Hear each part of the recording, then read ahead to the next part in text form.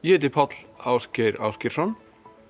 og ég held hérna á nýjastu útgáfunni af leiðsögubók sem ég skrifaði sem heitir 175 Ísland, áfangastaðir í alfara leið. Og það sem var lagt til grundvallar við gerð bókarinnar í fyrsta lagi að allir staðir sem sagt frá í bókinni séu aðgengilegir öllum. Og svo fannst okkur það líka nauðsynlegt að þetta væri leiðsögubók fyrir Íslendinga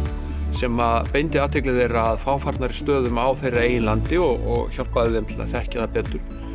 Og þess vegna sniðgengum við strax í fyrstu útgáfunni alla staði sem okkur fundust vera þekktir og síðan hafa liðið næstum því 20 ár og fjöldinn allur á áfangastöðum sem upphaflega voru í bókinni orðnir að vinsælum áfangastöðum ferðamanna og tekið gjald fyrir að stoppa þar og allt það. Þessu hentum við öllu saman út og fundum til 14 áfangastaði nýja sem voru settir inn í staðinn og eiga það sameiginlegt að hafa fram að þessu ekki verið nefndir ekki í leiðsögubókum svo við vitum